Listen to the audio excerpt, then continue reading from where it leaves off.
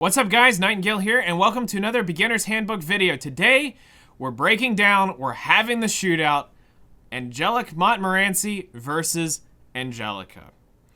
I get asked a lot, which one do I level? Which one's better? Who works? Should I use her? Should I use her? Everybody says I need to use this unit, but they said I need to use this unit. Today, we're gonna answer all those questions. Now, I'm gonna go ahead, spoilers for the end of the video. There will be no direct conclusion on which one for you to level. Why? Here's why.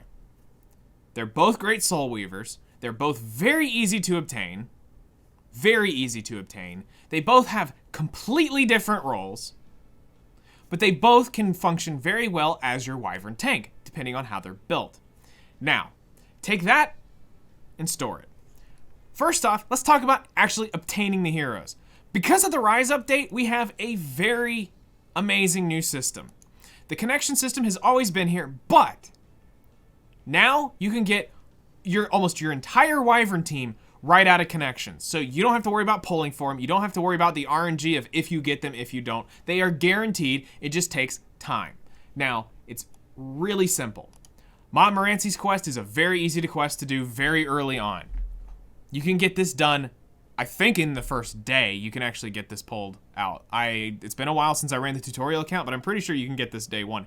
If you didn't pull her in your selective summon, or if you didn't pull her in some random daily summon already, you have a high chance of getting her very early on. Next up, Angelica. Another very easy to obtain unit. Just the only caveat is rank 30. But if you play the game properly, even following the beginner's handbook, you should be around account 30 by the time you actually need a soul weaver like this. Because you should be doing story, focusing on that, trying to beat 10-10, then moving on to unrecorded history, getting that started beating, going through that and beating that content before you even start worrying about wyvern. Why? Because you're still too new. You don't have your gear leveled up yet. You don't have that stuff. So it's not as important to be like, I gotta go immediately into wyvern. You're not there yet. That's what the beginner handbook's for, is you take it step by step, and we'll walk you all the way through.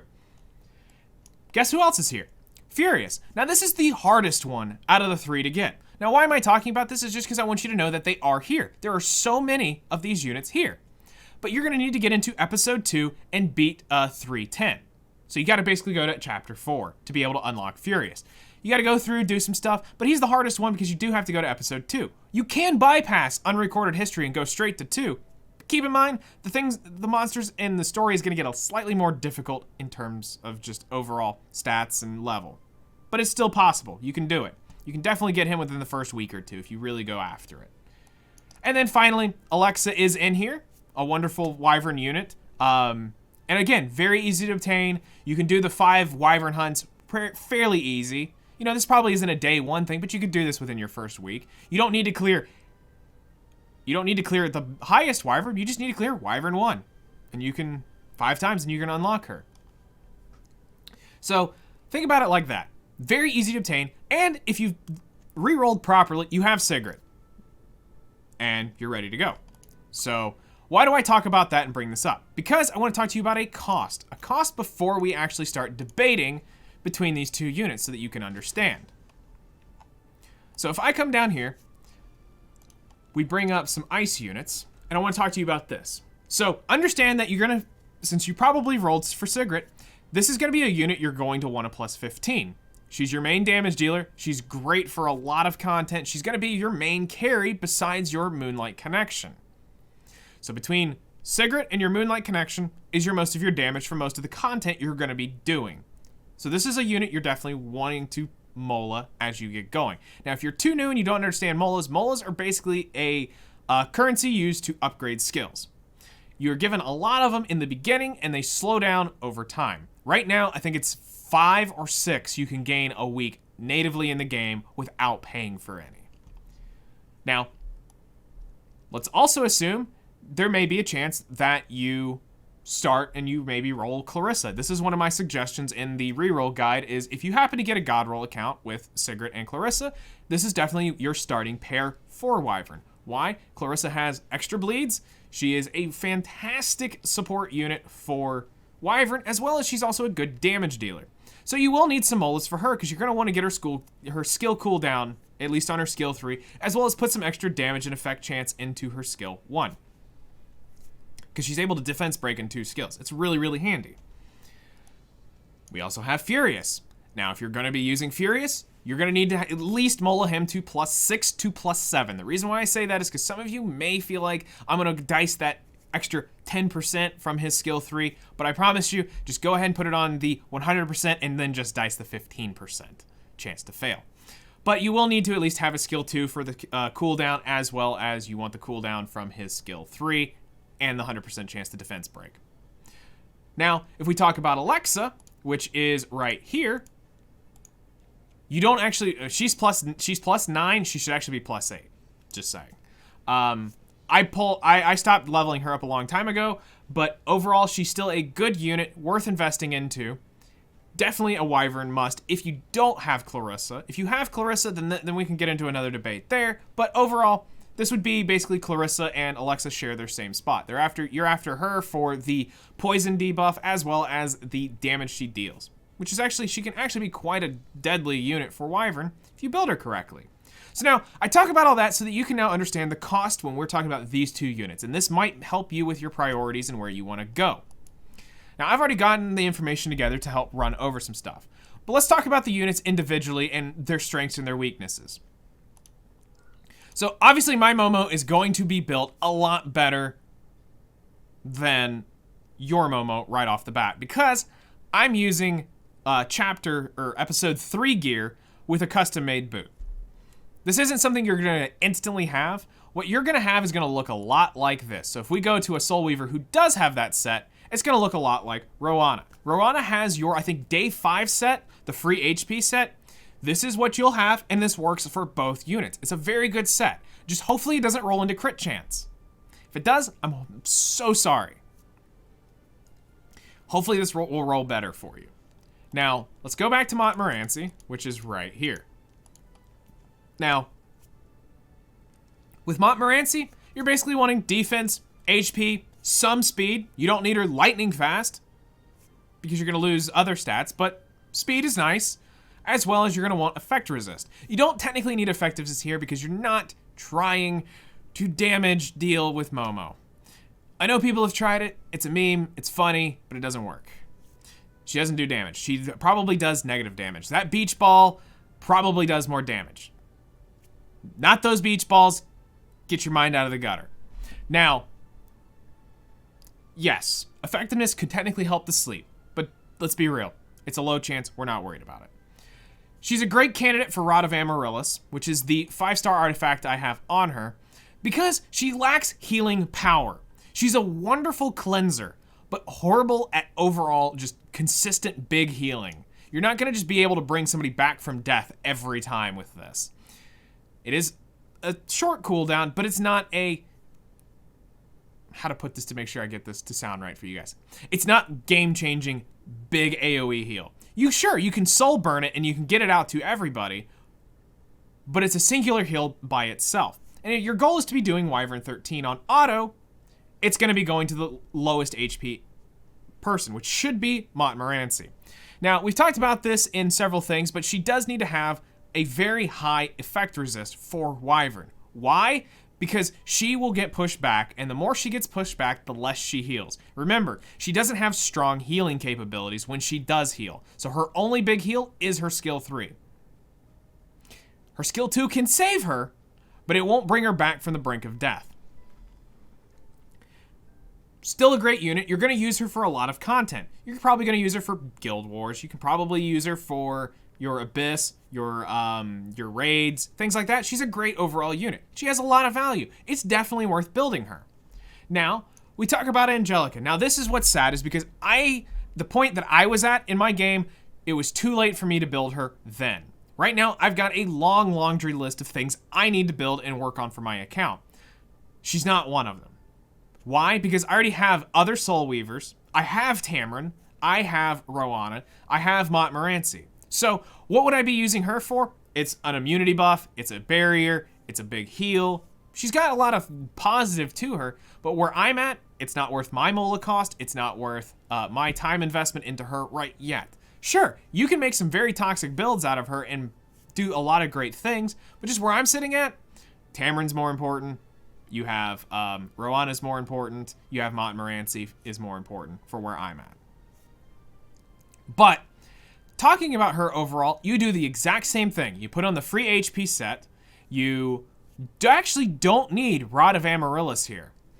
If you can get her tanky enough, you actually can use the guild artifact Proof of Valor, which changes a lot for you. Because now it's going to reduce the damage that she's going to be receiving.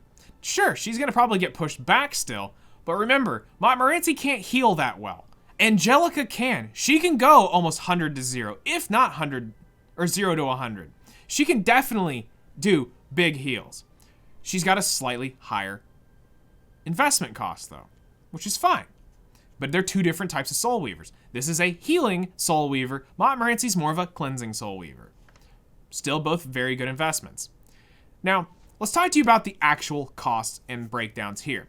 So, Montmorancy costs 8,100 stigma to level her up. It cost 36 strange jellies just to level up all of her skills. We're going to cover that in just a second. Angelica needs 27 molas to plus 15 her. You don't have to. And it also takes 12 baby mouse insignias, and it takes 6 Heart of Hypocrisies to plus 15 Angelica. Not that you have to.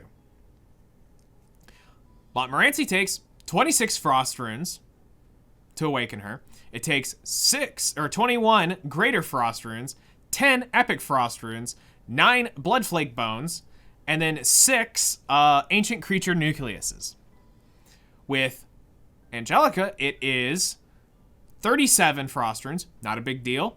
It's, let's see here, I lost my place. It's 18 Greater Frost Runes, 14 Epic Frost Runes, 12 Alarm Loops, and 8 Heart of Hypocrisies for Angelica. Now, the awakening cost really isn't that big of a difference. This should not be a deciding factor whatsoever in your thing. I just wanted to let you know that, yes, the difference is Momo's a 3-star, she's cheaper. Angelica's a 4-star, she's slightly more expensive. Okay? That's really all we're after. So you do have a slightly higher investment cost there. That's something you shouldn't really worry about. Montmorancy has a defense team imprint. It's okay. But she has an ER self-imprint, which is why my Montmorancy's ER is so high for where she's at. She's triple S self-imprint with ER. You have Angelica's team imprint is actually effect resist percent. Effect resist percent. Yeah, that's actually a lot harder to say. But ER imprint. It's okay. Chances are, if you do have an imprint or a duplicate Angelica, you're going to want to put it on the HP percent self-imprint. Why? Because you're trying to make her tankier. You want her to absorb as much damage as possible to keep her alive as long as possible. So, imprints, they both have their value in different places. Momo can't be debuffed. She still can, spoilers, but she can't be debuffed for the most part, and you make Angelica tanky as everything. But, now this is where some people say it changes. Momo is a 3-star, which means she is a specialty change. Therefore, she has the rune system built into her awakening. Once you've specialty changed a unit, you get access to their runes. Now, this is where the grind begins for some of you. This is 410 Greater Frost Runes and 40 Epic Frost Runes to plus 30 her. And this technically needs to be done. Now, this can seem very overwhelming, but honestly, if you just have a buff event where they are doing increased drop rate in Spirit Altar, this goes a lot faster. Do not level this up without a altar buff. They announce it on their website. It's announced in their Discord. We talk about it all the time on stream, especially when we know they're coming. Do not do this rune unless there is a buff up. It is not worth doing. It's so expensive and it takes so long to get. So keep that in mind. So in total, Montmorancy actually needs 431 Greater Frost Runes and 50 Epic Frost Runes. That's a lot of runes. But in the end, once it's done, it's done. And this is a fantastic unit you're going to be able to use in a lot of different places. So you could say it may be worth doing Angelica because you're looking at, oh, I only need the Mola cost. Correct. But this still needs to be done. You're still going to want to use her for a lot of content. Montmorancy is a huge cleanser. That skill 2 is your lifeline to so many different parts of content, as well as the fact that she's got the AoE heal that can apply immunity and things like that. So with how fast she cycles her turns, she's still a wonderful unit. Well, let's talk about their skills now a little more in depth. So with Montmorancy, you really have 2 things you want to prioritize. Her skill 3, you want to max out. It's a fantastic skill. Her skill 2 is also another skill you want to max out to get the most amount of healing out of it. Now, I will tell you this right now. Without Rod of Amaryllis and without plus 30 runes, this is depressing at how bad this looks. You will see her do her thing, and then you'll see the bar barely move. And you're going to be like, did you heal? Yeah, it's pretty bad. But you put her on Rod of Amaryllis, you get her runes done. I've had people going, wow, your Montmorancy can really heal. Yes, that's mostly the Rod and the runes.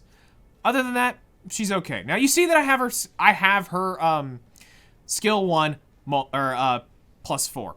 Now here's why. She is on my Guild War defense, so I do want the effect chance to be as high as possible to have the chance to sleep. Because you never know if that sleep is able to be detrimental into somebody's defense. To sleep the right unit at the right time, yes, I want it to have have the most chance to hit. But I'm not going out of my way to build effectiveness, and I'm not going out of my way to build any extra damage. Why? Because she does negative damage. Again, that beach ball is going to probably hurt worse. So, keep that in mind. And stigma cost, really cheap. Easy to get a hold of these catalysts early on. It's overall an easy unit to build. Now we go talk about Angelica. So we go back to our Ice Soul Weavers and we go here. Now, I don't know why I keep doing this. I feel like I keep pulling my mouse down. So this is her skill 3, which has a lot of interesting stuff in its kit. This is actually one of the reasons why she is, I think more people like leaning towards her, is because she grants barrier and immunity for 2 turns. The barrier is a nice defensive thing because it helps keep her alive a little bit longer. And why? Because it's now got to chip the barrier down before it starts hitting her HP pool. As well as this thing is also a very powerful heal. Not gonna lie, this is a pretty powerful heal. And when it's actually mullet all the way up, it's quite nasty to go against. I fought a couple of these in Guild Wars. It's not pretty. It's quite annoying. You're gonna have to line the stars up to chip her down. But here's the thing. If you're really short on Molas, you just go to the skill cooldown. That's the most important thing. It's a 5-turn cooldown. This will make it 4. It's not that bad. The skill 2 changes with her awakening, which I'll bring up in just a second, but this is something you'll definitely want to max out. Now, because she is a Mola character, I do want to talk about this. If you see right here, that is what you get from Friendship 10. When she is Friendship 10, you get 3 skill points, and skill points equal Molas. So that equals this, direct value, 1-to-1. Normally, you don't have to worry about Friendship 10 on some units because you're gonna plus 15 them right away. Some of them you'll do it over time. In this case, because her skill 1 does nothing for you in terms of, okay, 25% chance to stun. If you are on Guild War, you're putting on defense, okay, you probably want that extra 5% chance to land your stun, but for most of us who are just gonna wanna use her in Wyvern or in Abyss, you don't need it. It's not worth. So, at that point, you wanna save probably her skill 2 or her skill 3's plus 5 enhancement, just to be safe, because you want the skill points to go into that. You'll get 3 at Friendship 10, and then you only have to spend 1 more Mola into her final skill because you don't really want to level up that other skill. So it's a way to save you Molas over time. Now, there's something else to talk about here, and that is the fact that Angelica has a exclusive equipment. And where do you get those? As we've talked about before, in other guides, you get them from Hall of Trials. I even have a guide on that as well. Right now, it's currently up, so I think by the time the video goes out, there will be 1 day left, so it'll go out of rotation, but you'll have to catch the next one. Here is where you get exclusive equipments. You beat the boss, you get a reward, you get the Wisdom Gazes. Now, what you're after is Angelica. So here is Angelica's exclusive equipments. This was a really nasty buff for Angie. This actually really helps her out. She gets 5 to 10 speed. Definitely go get the 10 speed one. This is one of those you need the max roll. Like, that speed is important. But now, she's actually got a couple options that are very viable depending on how you want to play. If you're going to be using her in Abyss, Labyrinth, things like that, you're going to want Guide of the Goddess down there at the bottom, which is dispels 1 debuff from all allies after using Guide of the Goddess. This is very important because now this brings her into Montmorancy's territory. While not as fast as Montmorancy's Dispel, this still is a huge win for her because now you don't have to have her on Potion Vial to be able to dispel anything.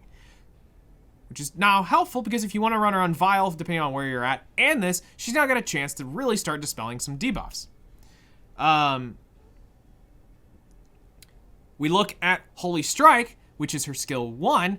This actually is pretty valuable for Wyvern. Increases combat readiness of the ally except the caster with the highest attack by 15% after using this. This is her skill 1. Guess who's gonna have the highest attack on your team?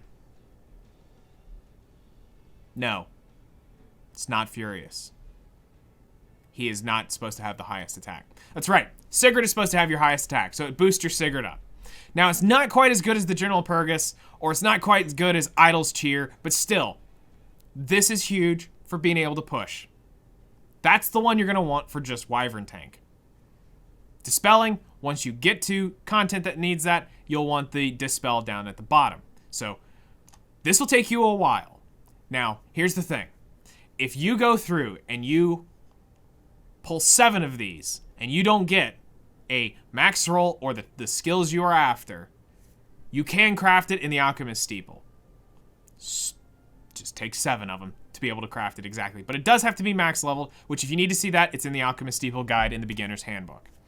Now, we've talked about this, and let's sum this up. They are both fantastic units. They are going to help you immensely no matter where you go.